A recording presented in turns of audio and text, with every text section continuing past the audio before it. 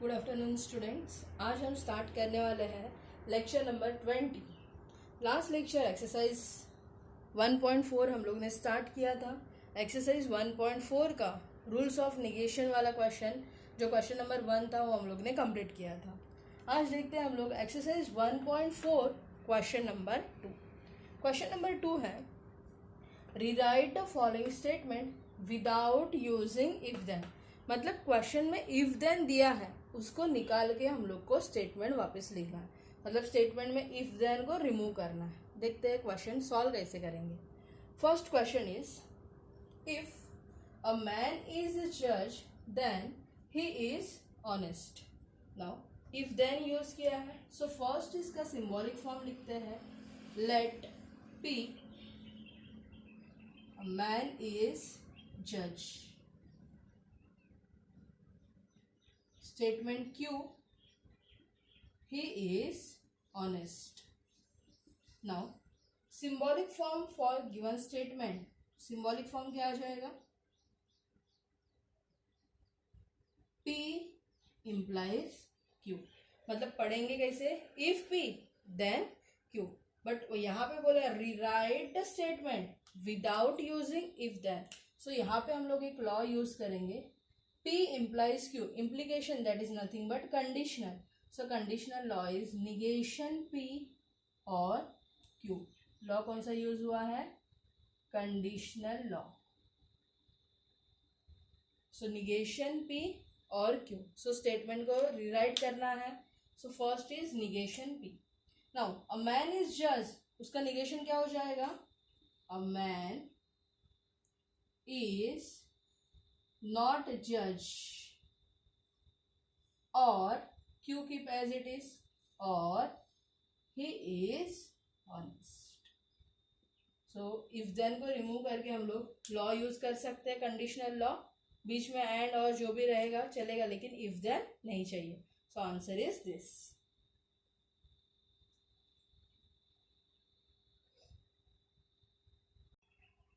Second question, if f of 2 is equal to 0, then f of x is divisible by x minus 2. So again symbolic form लिखते हैं। let p f of 2 is equal to 0. q f of x is divisible by x minus 2. Symbolic form for given statement,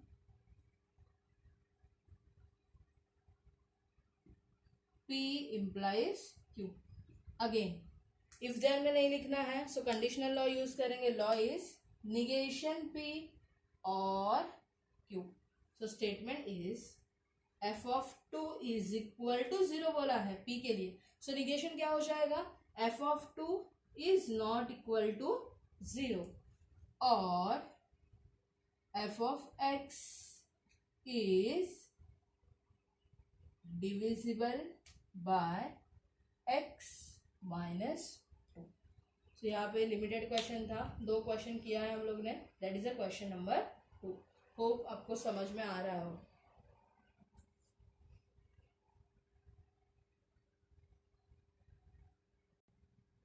next question number question number 3, without using truth table prove the following. Without using truth table बोला है।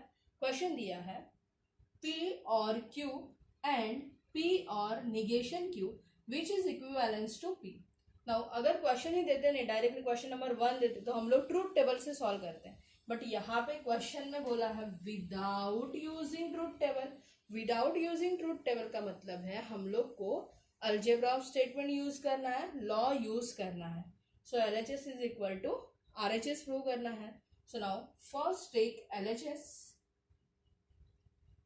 है P और Q and P और negation Q।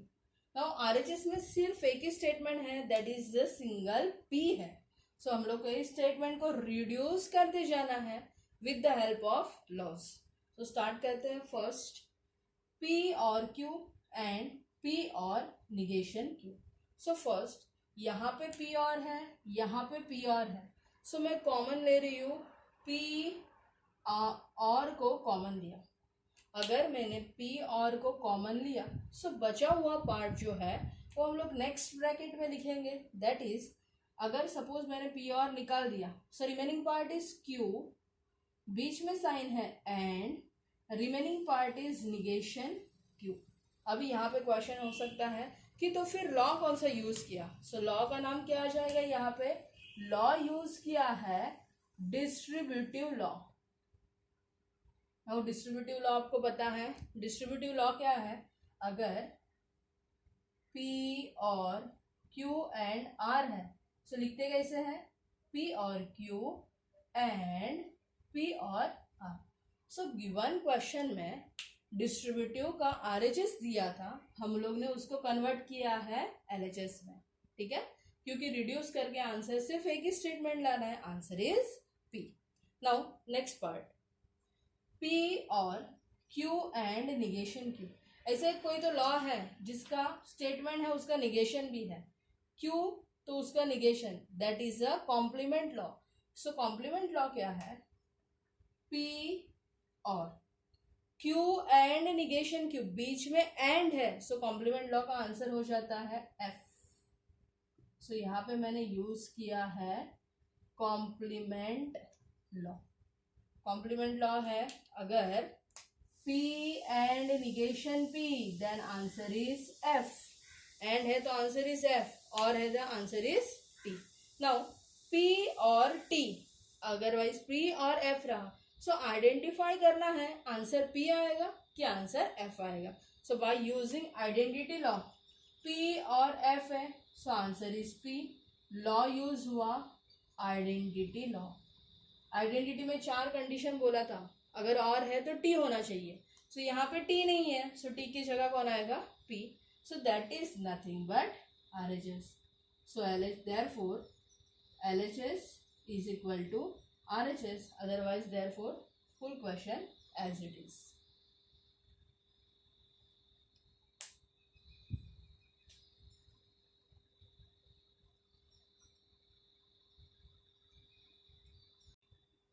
Next, question number 2. P double implies Q, which is equivalent to P and Q or negation P and negation Q। P and Q or negation P and negation Q। Question important है for 3 marks। 3 mark के लिए question important है। Again हम लोग को prove करना है LHS is equal to RHS। Now take LHS। P double implies Q, that is a by conditional. यहाँ पे एक एरो P के पास है तो दूसरा एरो Q के पास है। सो फर्स्ट में लिखती हूँ P implies Q and Q implies P, क्योंकि यहाँ पे मुझे बाई कंडीशनल लॉ से कर सकते हैं, अदरवाइज कंडीशनल लॉ से कर सकते हैं। सो हम लोग को कंडीशनल लॉ पता है, सो यहाँ पे हम लोग यूज करेंगे conditional law. Now conditional law is P implies Q है, then answer is negation P or Q and Q implies P है, then answer is negation Q or P। So that is a conditional law। Now check करते जाना है LHS is equal to RHS है क्या, यहाँ पे P and Q है, यहाँ पे negation P और Q है, मतलब लॉ को और सॉल्व करते जाना है क्वेश्चन को आगे। निगेशन Q और यहाँ पे भी है और यहाँ पे भी है, बीच में है एंड। सो यहाँ पे हम लोग यूज करते हैं distributive law.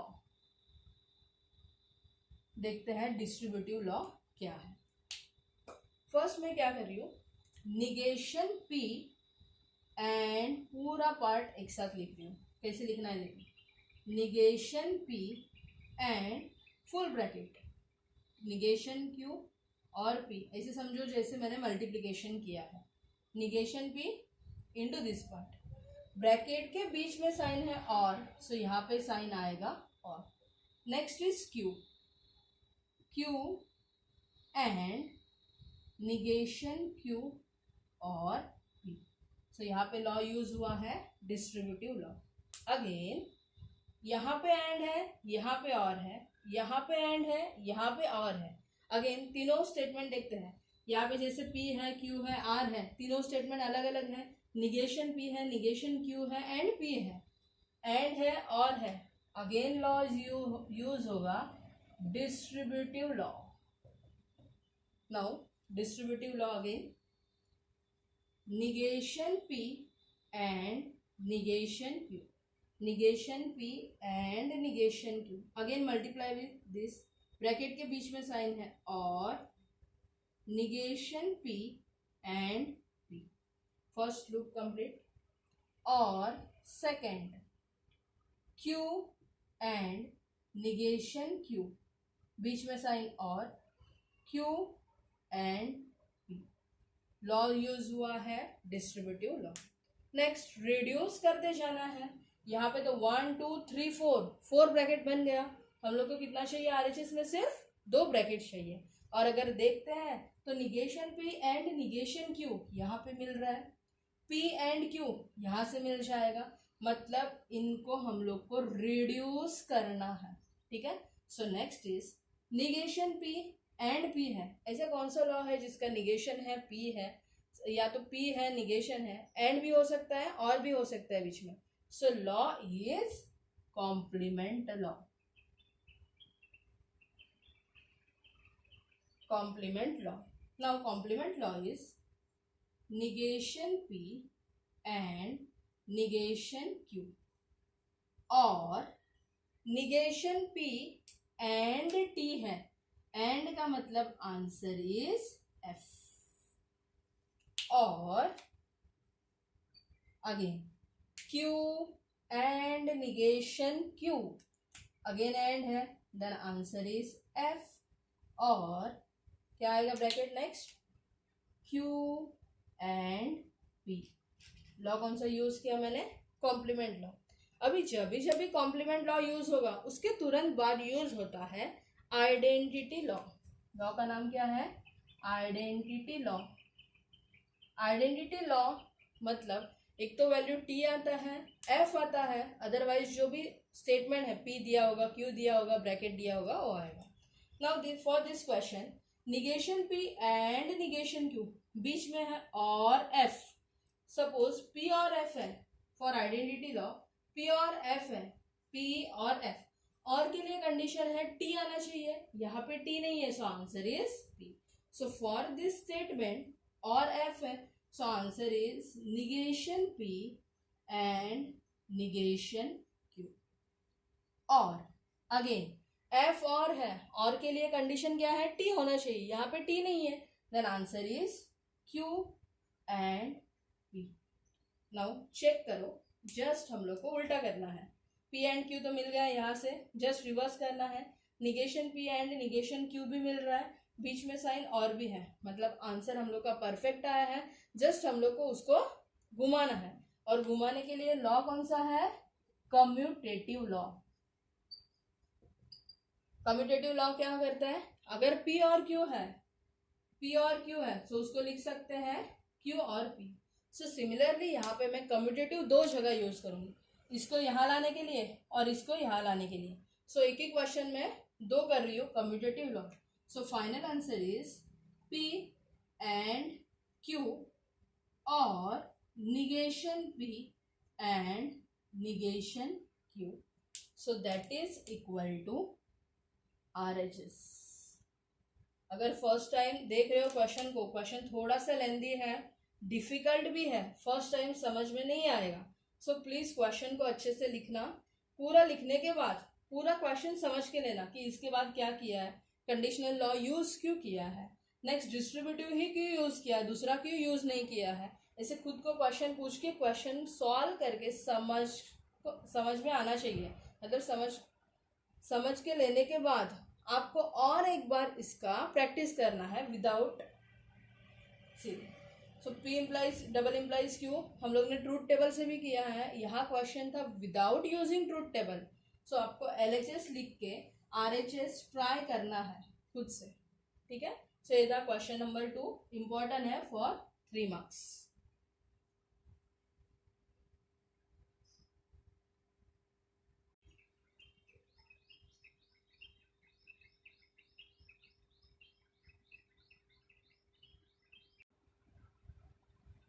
Next question is 3, last question है, देखते हैं।